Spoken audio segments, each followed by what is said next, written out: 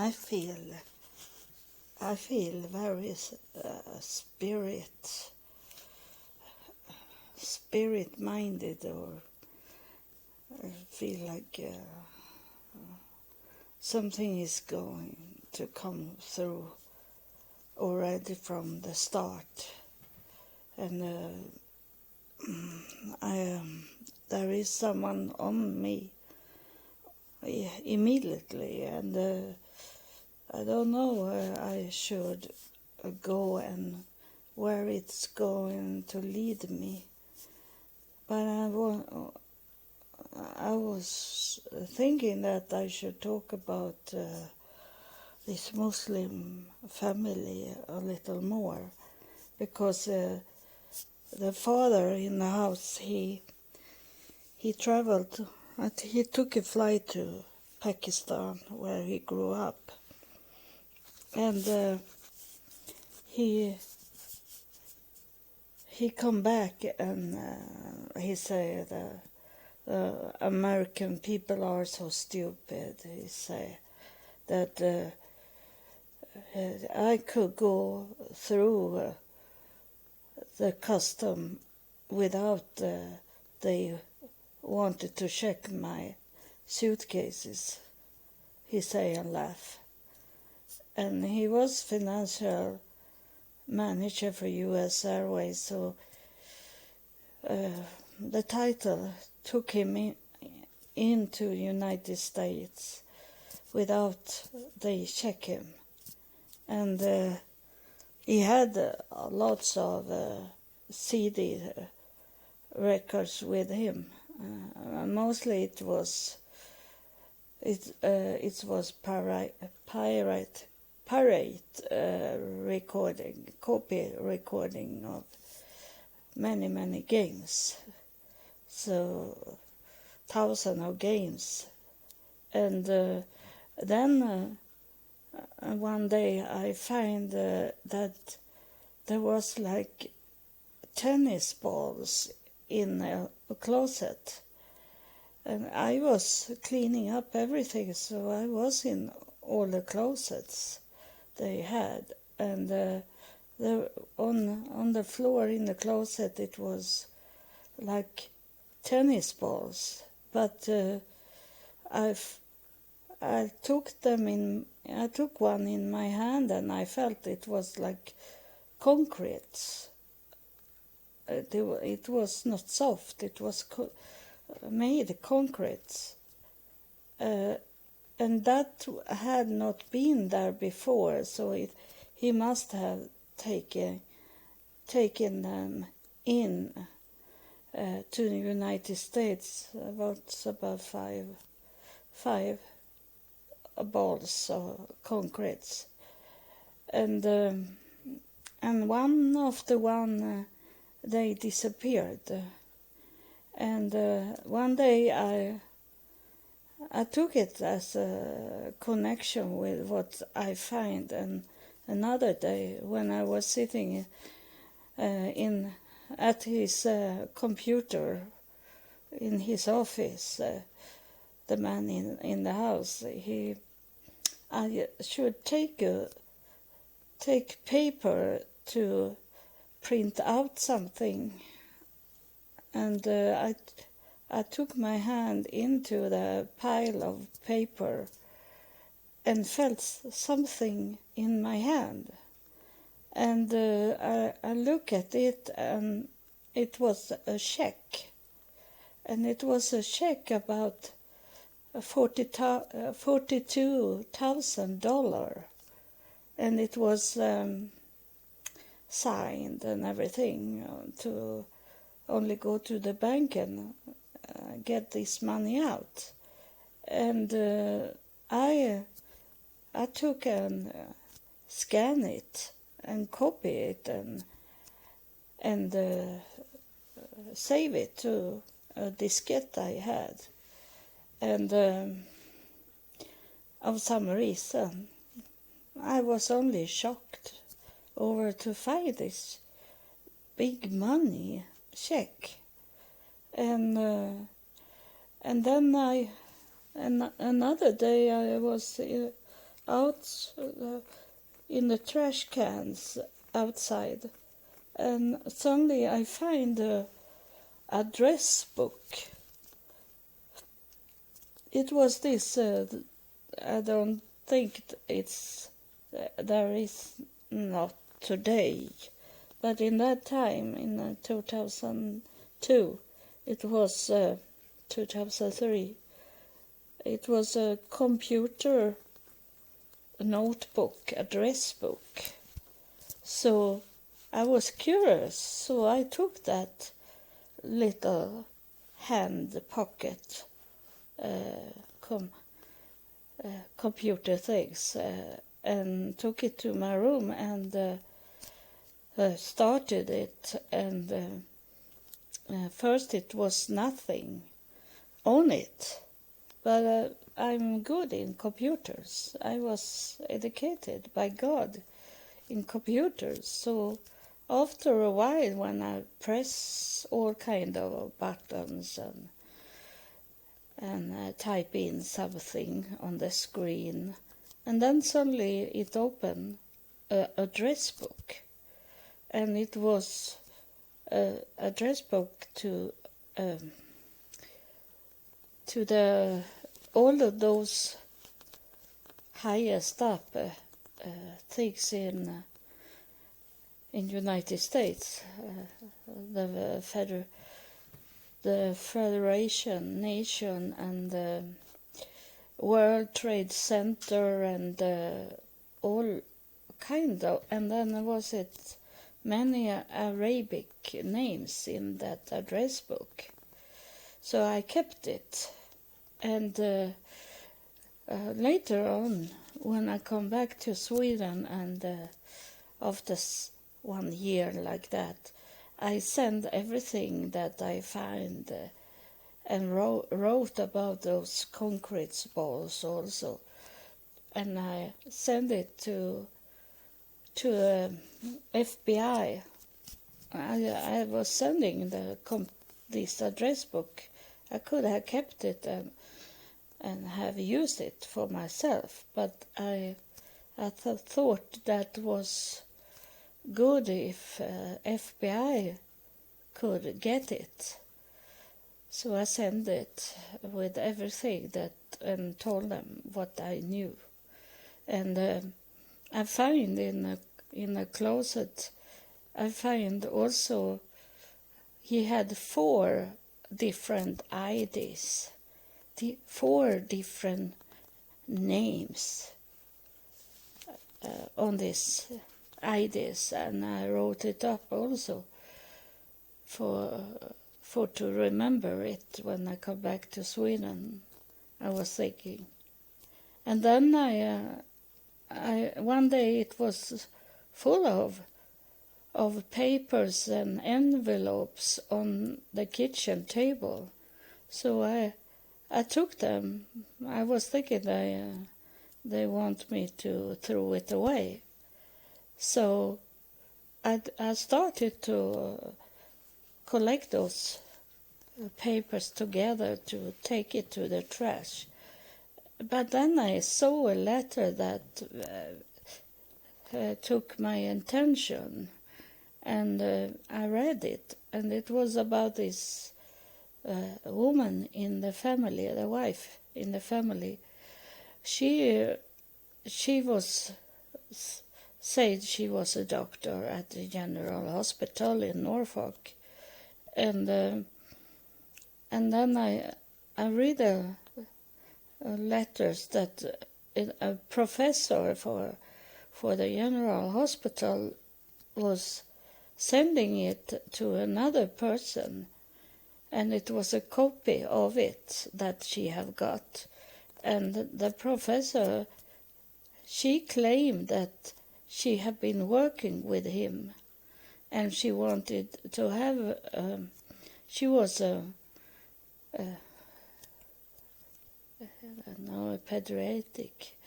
She was for children doctor, and she wanted a more fancy doctor title, doctor work, and she claimed that she had been working with this professor, and he wrote that he didn't know her. He had never heard her name. She had only lie about it to could get this job. And I read it that she tried to fake her work and job in the hospital, and once she told me that she was sending medicine to abroad to her family abroad. She was from Afghanistan, and she said that she could do it, and she steal the medicine from the hospital, so she could make very much damage in the at the hospital. But they find out that she tried to lie her into a higher position in the hospital, and then it was more that they tried to infiltrate themselves into the United States, and the husband say that many times that American people are so stupid, and I agree to it much, because this about that he could be a financial manager and being from a country that in the United States, the Pakistan, it's a terrorist country for them, like Afghanistan, a terrorist country. There is some countries that is under this being terrorist countries, and they have, and normally they should have hard to come into United States, but like they did, that he married this woman, and he could come into United States because he was married to her, and that's how they did. And then when they come into United States, many of them, these Muslim people, they divorced. It was only a fake marriage, so they could come into United States. That's the way they could do it. I was to the immigration in Norfolk to get the permanent staying in United States, but I never got it. But I could stay anyway. And one day I met a man from Vietnam, and he said to me that he had lived in United States for 10 years, and he said it's only to apply to resident visa, and then they say no to you, but you complain, and you complain and complain and complain, and you can stay in this country, he said to me. So I felt me very secure that he told me that it doesn't matter if they say no to me, that I could stay. But I was coming into United States for having a high degree at the university. I was good educated, so I was in priority number one in the immigration. But this woman that I always got, she stopped me for to could stay in United States. And it was sad because I couldn't focus on what I should do, but today I know it was the meaning. It was from God, the meaning of it, because one day the manager for the immigration, she took me into her office, and she explained for me how I could get permanent visa in the United States, that I could live here in the United States. And she told me that I could. She wrote the whole paper for me, and she said that I could think about it and sign under and give her another day come in with it. And she said that I could tell the immigration that my husband was not a nice husband. I was still married to my husband when I was in her office, and she said that you can stay if you say it, you claim that your husband was not nice to you. He maybe beat you up and like this. And I could have done it because he had HIV, and that had make me could live in the United States. But no, today I know it was not to be, because I'd be sick, and I should have died in United States if I have not coming back to Sweden, because in Sweden we have free medicine and doctors, and surgery is free. And in the United States it's cost much money to do things. I could do it because I was sick one time when I thought I had got a blood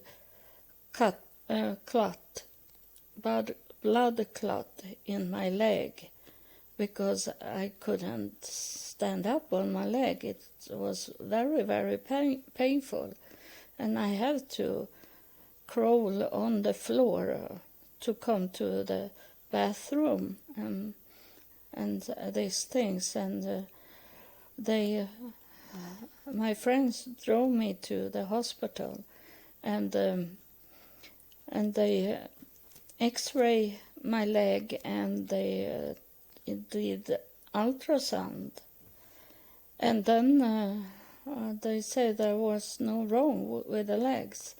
And today I know it was the first sign that I had arthrosis in my leg, that my psoriasis make my joint to be painful. But I didn't know. I thought it was a blood clot. And then they want to have me to pay for it, and it was $900. And I had no $900 for this to pay. So they took me up to the office in the hospital, and they say that we have funds. So we have donation money. So we are going to search for you funds, donation that pay your bill. So it did. So I didn't have to pay. And that was a meaning from God. I should have this knowledge about there is all these bills can be paid of donation money, and because I have used it. I used it when I was in Utah for 2017, for 3 years ago. I was to Utah and I live with a doctor, and the doctor took me to the General Hospital in Salt Lake City, and he showed me his hospital, and we come to a room where a man was laying there, and he had been drawing over, and all his bone in his body was crushed or broken, and this was not a wealthy man, and he was not worried about his body. He was worried about the bills it should cost him, because he was laying for many weeks, and they have done surgery on him, and I told him to not be worried about the money, and then I told him what he could do, and he be relaxing, because I told him that he go up to the office and say that he don't have this kind of money, and he needed to have funds, donation to help him with the bills. So that I have said that some few times to people in the United States, that don't be worried about the bills, and then I tell them what to do. This is the meaning of life. This is the meaning of life that God have told me. Many people, I read about it and hear about it, people ask, what is the meaning of life? Why are we living here? And I know the answer. The answer is to help each other. And helping each other is love for another, and love for, now is answering my body because they like what I say now, love for a stranger, because I have told those people I have met that the bills can be paid in that way, and they have been strangers to me, but I have given them all the information and knowledge how to pay your bills. And we don't have that in Sweden. It was nothing I had with me to the United States, because in Sweden we don't need donation and funds to pay our bills, as we have it free here. So that's God have to do, so I should have this pain in my leg, because after a while it was going away. I didn't have, I maybe had this very bad pain for 1 month, and then was it away. So it was only for me to get that knowledge. Oh, someone is on me so much, and it's a man here, and he clapped on my head the whole time, like that's good to say this, and I maybe can't move forward in my talking about this with Muslims people, because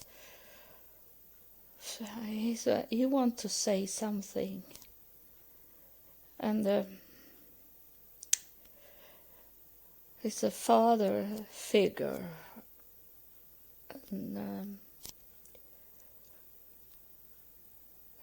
he say he don't let me disturb you. He says so it's okay to talk a little more then. Then it was this about to run away from this Muslim, they have the idea that I should move with them to Washington, the city, Washington in Virginia, because the man in the house, he have to take the airplane, the flight every morning from Norfolk to Washington, to his work, his office in Washington. And they wanted to move, and they have moved. They are not on that address anymore. And the children say that they wanted me to come with them. And because one day we were sitting at the stairs outside the house, and the children was on my side, each on my side, and say, Nanny, do you want to be our mother? So somewhere they have picked up that they were thinking I should marry and maybe marry another Muslim man, or if I should be husband to their father in some way. But in United States you can't be married to two wives. But they wanted me to come to Washington because the children love me so much, and I have teach them about the Bible and about God, and they have never told their parents about me talking about God to them. They kept the secret, and they loved me so much, and they were not bad to me anymore. It was okay to work with them. So these people have plans for me, and I could not run away from them because it have been crushed their plans for me, and they wanted to do everything for their children, because their children was those that managed the whole home. Their children, they have television in their room, the children, but they could come to the living room and turn away the channel for the parents when they sit the parents and watch television, and they could only turn away the channel and look at children program, and the parents didn't say anything. And the boys, he got all his candies. He never eat any real food, only candies. So one day the father took him to the dentist, and he was so angry when they come home, because the boy had whole caries. He had all his teeth was destroyed. And of course, he never brushed his teeth and was eating only candies. And the parents come home with full boxes full of candies, many. So they knew what they did, but they let the children tell them what to do in the family. And then also I find out that the Muslim man have nothing to say inside the home. it's the women, it's the media that is talking about women should be under the women in Islam is under the man. It's only outside for other people to see it like that, but inside their home it's the woman that have everything. She have the power. She tell the man what to do, and they do it, the man. And so I find out what they were doing in Islam, in the terror, because the man come home from Pakistan and he had some videos, movies, and he showed that for his children, for the whole families was sitting and watch. And I watch it also because I am always curious about different cultures and countries. So I watch it, but it was in Arabic languages and maybe Fars. They have the Fars languages, Farsis languages. It maybe was that. Doesn't matter for me. But I watch those videos he had with him, and it was about terror attack that they took FN United Nations observe people. They took them and kidnapped them, and in all these videos, documentary about the terror or education videos, it was women that was sitting in like caves, and they told the man what to do. So I told people this is the terror attack that is going on around the world is not coming from men. It's women that sit and tell men what they should do. It's the women that is the source of all this terror attack, because I saw it, and I say that to the man that these videos are not good for the kids to sit and watch. I say, when they kill those people they kidnap and cut off their head, and this for the kids to see, I say. But he say that to me in the opposite way, that those United Nations people was those bad men, and this was a good movie. That was a good video. He said to me that it's the good thing, and they are thinking the opposite. And also the same thing he said to me about this, about men that is powerful in the Shia Muslim world.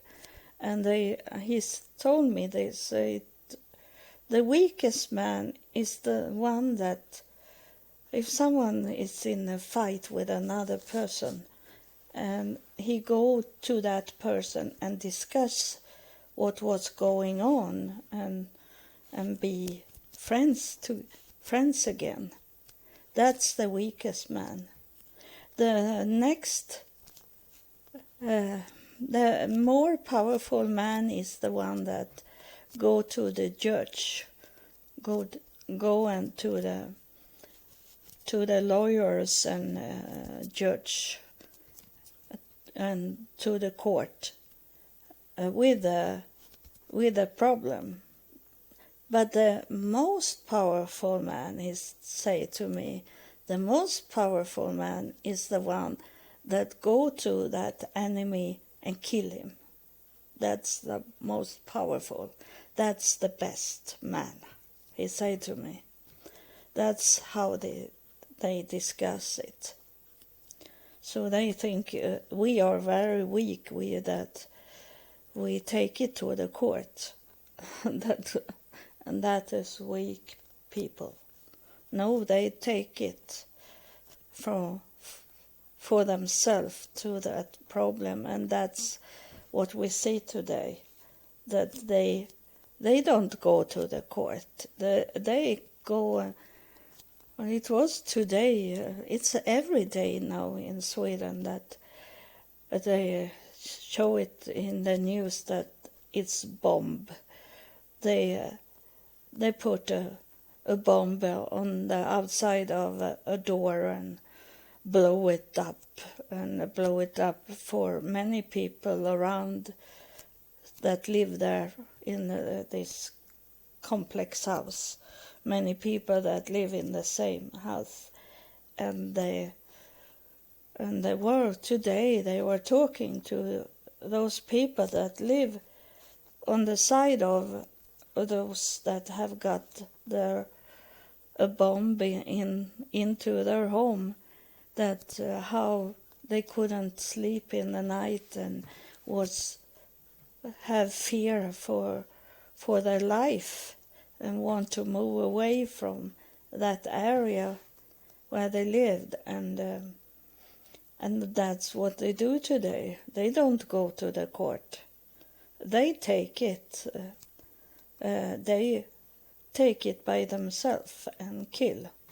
They take a weapon and kill.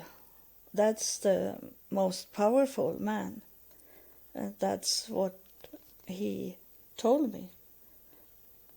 That there is no weak man that go and discuss, like in Sweden. I understand that they see the Swedish people as the most weak people, because our tradition, our culture is to go and talk and discuss things. If we have problem with another country, we don't go and kill.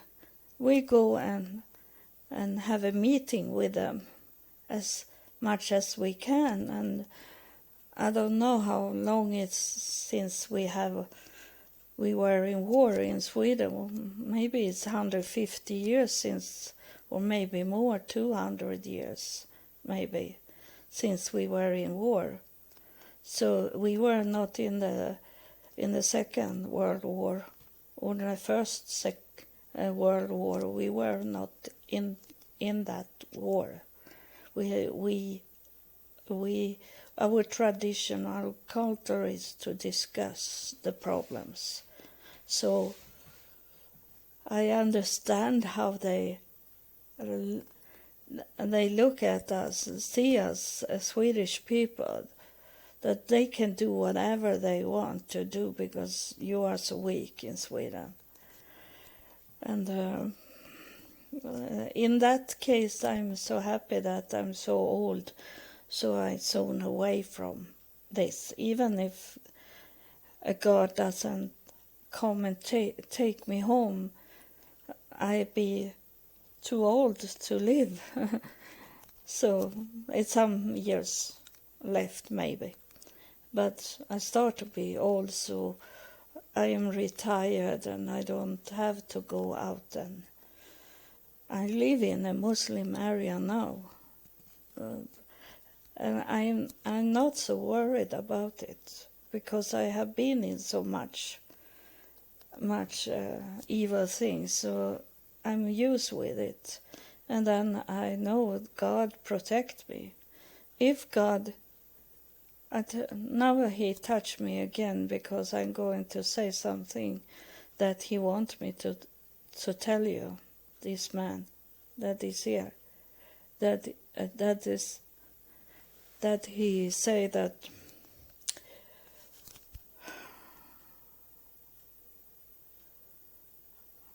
he took away what I should say.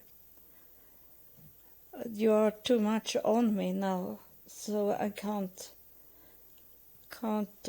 remember what to say.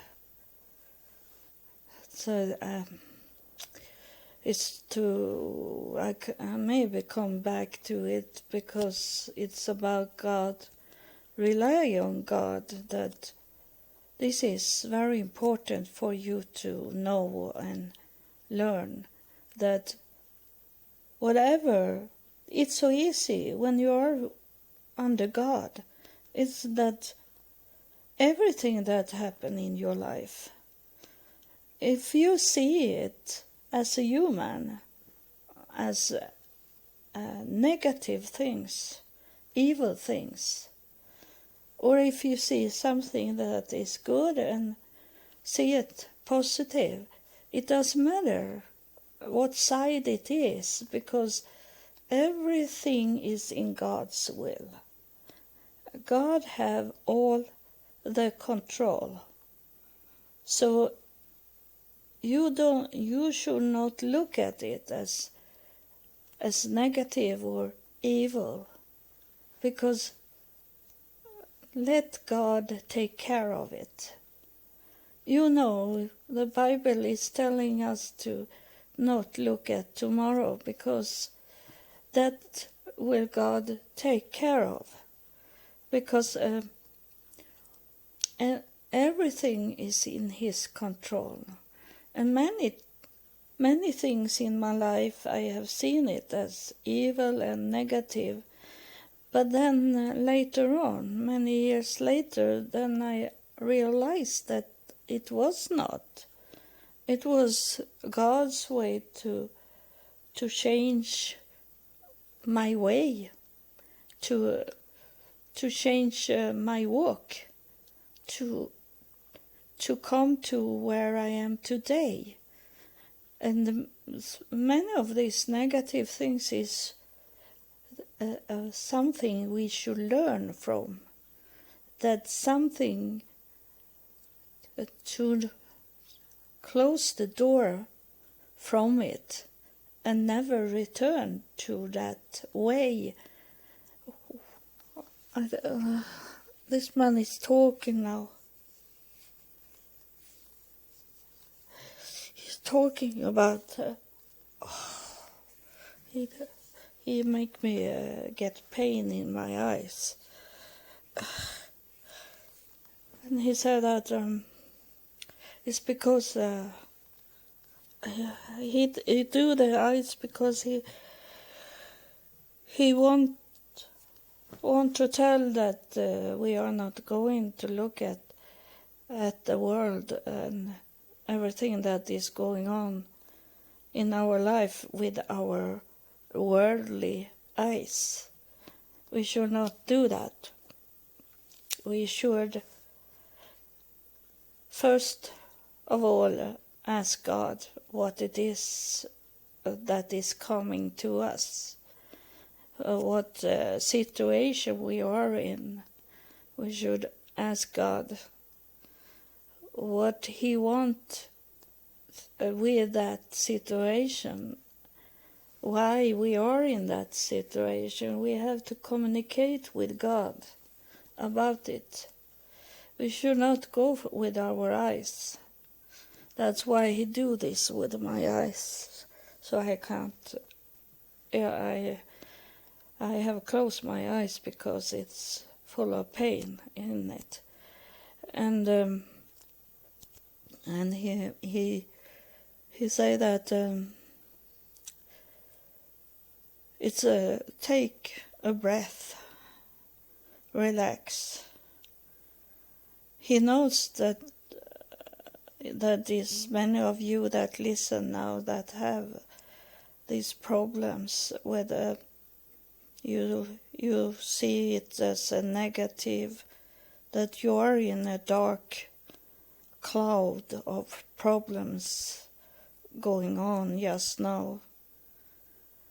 But you have to not fight against it. You have to wait for God to make an opening out from it.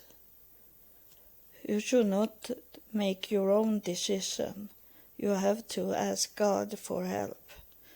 In this time we are in now, God is waiting for your communication with Him. What you see going on now, it's God's way to say that He wants a communication with you, a relationship with you. But you have all your life been listened at men in this world, and have let the man in this world educate you, when you should be educated of me, God. So this father figure that is on me, that's God that is talking now. And he say, I'm searching, I seek a relationship with you. And that's why it's so much problem just now. Because I want to put you down so much. So the only way you have to go is to talk to me, to pray to me and have a communication with me. That's the only way. That's the only solution of your problems. It's not to run on your own wants, your own fear, not running with your imagination, and not run with your knowledge you have got from men that doesn't know anything. They can have all kind of titles, but they don't know me. And they only go for their own weak understanding. They don't know anything. They pretend to know because they want your money. They want your attention. They have their own agenda for this. And you have never turned around and really have a relationship with me. You have been blinded. You have been fooled. You have not have any ears to listen at. You only are looking at men that you admire, men that have title, that have money, and you think they have the truth. They have their wealth, they have their success here on earth. But that's a short time. They have no everlasting wealth, no everlasting money. Everything is gone that day when I take them. They have nothing. But you look at them with your worldly eyes and listen with your worldly ears on them, because they put up an imagined picture. You don't know who they are. You don't know where they're coming from.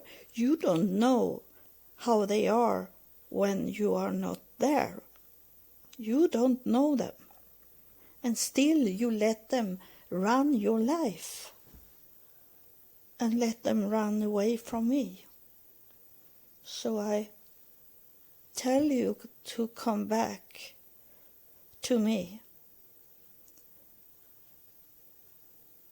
Find your way for a relationship with me.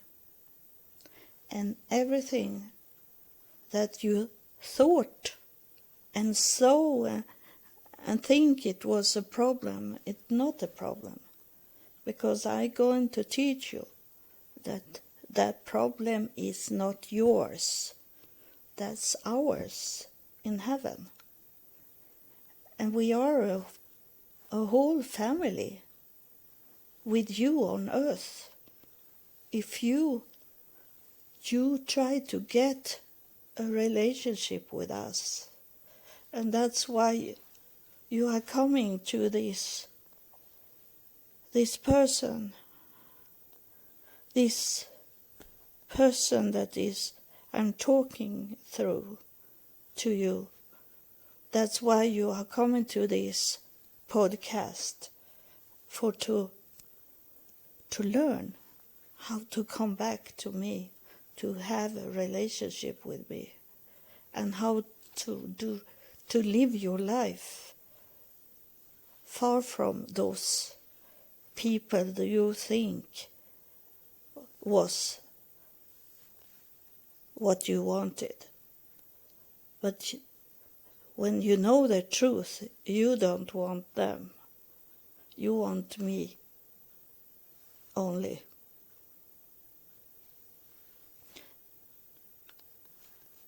So that's why he was on me so very hard. It was God that was here. That I didn't get any real picture how he looked like. I only felt a very, very powerful energy here. But now he was talking to you. And I hope you listen. I can't do anything. I can only tell you what he is talking about, but he took over me in another way than those other spirits have done. This is a different way he did. It was still my voice, but I was not like those other spirits. They have been a little away from me, but God was over me. He was really shower me, full of rain coming down like a shower when he was talking. So that was a different way. So I know when God is talking also in his way to do it. Those other spirits was maybe 2 meters from me when they were talking. And but not this one. He covered me all over. He was all over me and in me and everything. I was not me. And now I can open my eyes again, because he have done his talking. So I don't remember what I was talking about. That's because the energy take over so much, so I'm not here in this world. I'm in the spirit, and the spirit is not in what I am talking about. So I maybe have to listen at this to know where I ended this recording, so I can go from there in my next episode. Didn't I say that from the start, that it was something that was telling me that it should be something very, very much spirit things? I was not sure from the beginning if I could talk so much about the Muslim people, a little I could do that. But soon you come to know me that I can say something that from the beginning that coming true, that I feel it already before I started recording it. I can feel it, and this time was it like that something going to happen with the recording. And I also have the desire to get more spirit-filled episode. I had that desire already for maybe 1-2 hours before a recording. So I didn't know where it should go. But I'm glad, I'm thankful for God to come through and talk to you. That was his message for you. And it was not so much for me. I was hoping that he should teach me, but he teach you. And that's the most important, that he teach you. So thank you for listening. And God come down and talk to you, and that's because he loved you. It doesn't matter if you are a wild child. Just know he knows where you are going. He knows where you are and where you are going. So don't be worried that you feel like you are full of sin and you have done many bad things in your life, because God doesn't look at your past. He is looking at your future, and he pleased with your future, because you're going to be teach from this podcast, because he's coming and visit me and he talked to you. So thank you for listening, and God bless you, and God loves you, and I love you too also, or else I have not done all this podcast.